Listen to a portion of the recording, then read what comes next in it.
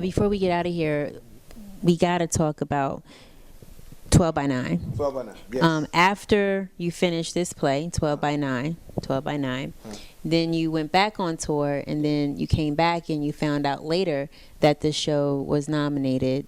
Yeah. So tell us a little bit about that. I'll let you introduce it, but introduce 12 by 9. Okay, here you go. 12 by 9.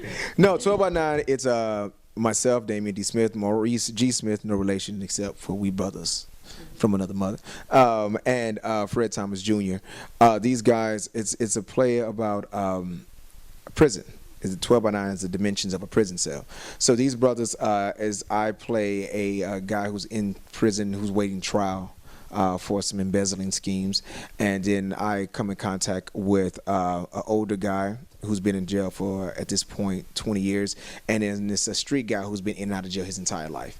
And something happens, something ensues, and it's that one day that they're in the same cell together because they had to move to this one guy's cell because there was a fire in another one. And it's very engaging, and it's and I think it's a examination of humanity when you're in certain situations. I enjoy it. It's a good play. I enjoy it. So I went away. Come to find out, I got nominated for a few awards, and the director won Best Director and Best Playwright of the NAACP Awards, so it was good, and it got picked back up. So I just found out the show got picked back up, so now we're going up for a week in Hollywood at the Elephant Theater that's on 6322 Santa Monica Boulevard. And that's a really, for those of you who will go see 12 by 9, it's a very intimate theater, so you'll be very much a part of this show when you see it. Yeah, I believe it's like around 80 seats or something like that, because this type of play needs that type of intimacy, because it's kind of like you guys are, the audience are voyeurs looking in on what's happening to these men in this cell and how is it playing out. So it's one of the, it needs this type of energy. I think on a bigger stage, one of those, with those 10,000 seat theaters, it has to be staged differently. I kind of like it like how it is right now. So, I'm not saying don't. If we can get picked up and, go to a bigger theater, we'll take it. We'll make it work. But if you can see it like this, you should. But yeah, it got picked up. And going again for an extra week, I guess, is like a swan song because of the nominations and things like that, and the winning. So we're going to go into it, and I'm really excited about this play. I always like to work. I always love to perform, and it's entertaining. It has everything you would like to see. I've seen the play during the last run. I am curious as to the preparation all three of you guys put into the part, it's your roles itself, and beyond your role, the external preparation as far as jail, black men. Was that experience natural for those of you who may have or have not experienced being in a prison?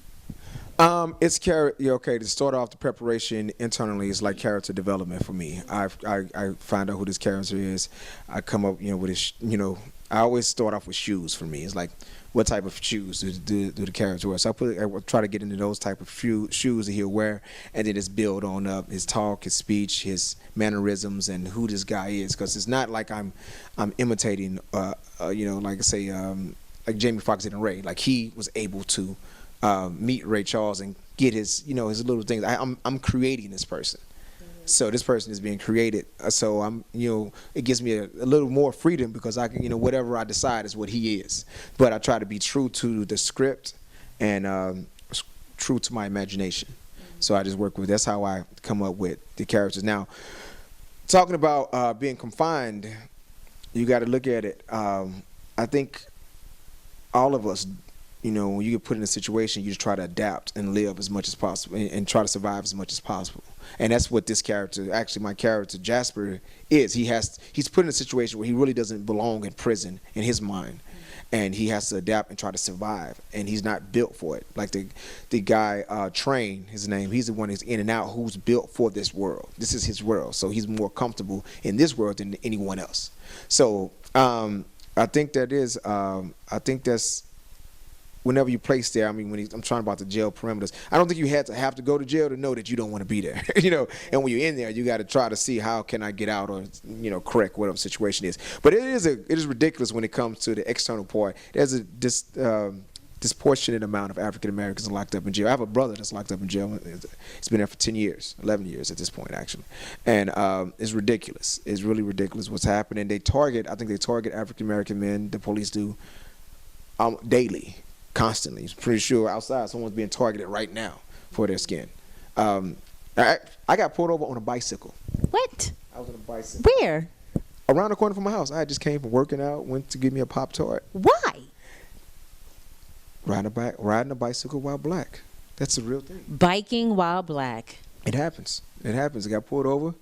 Got put in handcuffs too. Are you serious? Yes, I was. You know, you can't speak to the police without saying yes'm. That's what the problem is. I was very confident in my words, and I told them this is ridiculous. And they say they got to treat me as a hostile person by saying this is ridiculous. They put me in handcuffs and all type of stuff, and gave me a ticket for not having a helmet. No, a light on the back of my bike during dusk hours. I think that's what the ticket. It's ridiculous. It's some I don't even. But the guy had to look it up to find what it is so he can write it. I was targeted. So and that's just me. That's just me, and I have some type of control. Imagine someone being picked on like that and who had a horrible day. You'll flip out sometimes, and that person goes to jail, and they got them in the system, and they got someone else who's they got free labor now for 2 to 5. But this show examines all that alike. It examines, you know, a lot of aspects of the prison life and where you think you should be or what you should not be doing. And also talks about the prison industrial complex a lot in this show, which that's what drew me to the show, because prisons shouldn't be a for-profit organization.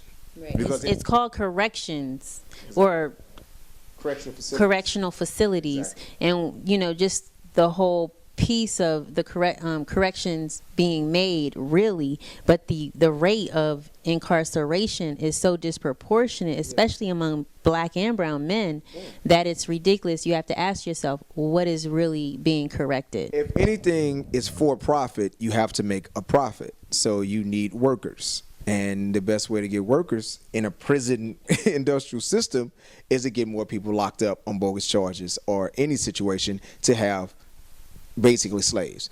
And it's sad, but what is it what group of people that society really don't care about are black and brown people, you know.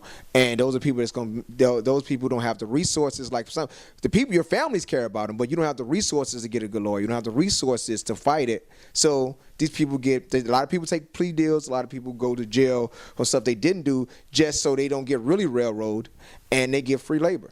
So you're going to, if it's a for-profit situation, you need to make a profit, so you need workers, and that's going to happen. Just as the medical field shouldn't be a for-profit situation. I believe that as well. But you need, you know, if it's for-profit, your job is to get sick people in here and keep them sick so you can provide them with the medicine. Same as with prisons. You need to make a profit so you will get workers somehow. And on that note, I just want to encourage everyone, and thank you, Damien, for joining us today on the PoliTainment Report. Thank you for having me. Absolutely. Check out 12 by 9. Yes, 12 by 9. It's a wonderful piece. You'll enjoy yourself, but you will leave thinking about someone you either know or have known, been in, been out, still there. And honestly, in this moment, I just, you know, to all of our brothers and sisters locked up, you know, and black men, these 3 black men have come together, writers, producers, actors, to perform a great piece that is at a perfect time in this country's history to discuss this serious issue. 12 by 9, discuss issues of incarceration and celebrate art, actors, activists, and just people doing their thing. Come out and support 12 by 9. And Damien, congratulations. Thank you very much. I really appreciate it. Congratulations to you. You look lovely today. Thank you so much. Now, before we leave, please share with us one more time. Tell the viewers and everyone where they can go check out 12 by 9.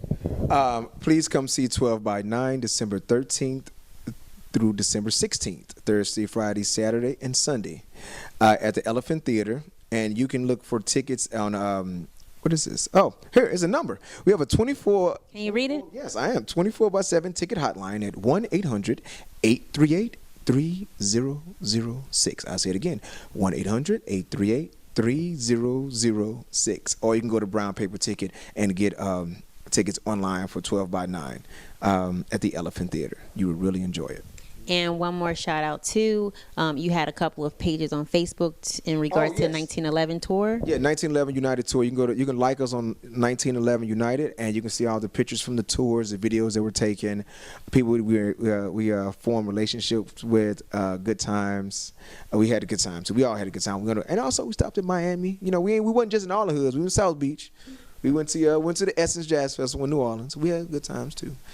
While working for our brother Obama, of course. But it was take a look. I mean, we didn't take a break. We didn't take any breaks. We just worked hard and played hard, all under the umbrella of Obama.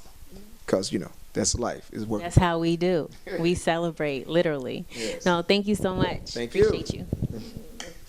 All right, thank you. That was Damian D. Smith on the PoliTainment Report, discussing his experience, his Get Out the Vote experience in the 2012 campaign, and his whole experience, you guys, on the road in battleground states, doing GOTV work, and coming back to pick up where he actually left off again, which is a celebration as well, and that's the new play, or the returning of his play that he's featured in, called 12 by 9. Congratulations to the cast, the crew, on your awards, your nominations, and go enjoy the show. Thank you so much. I'm your host, Maleena Lawrence. Take care. Peace.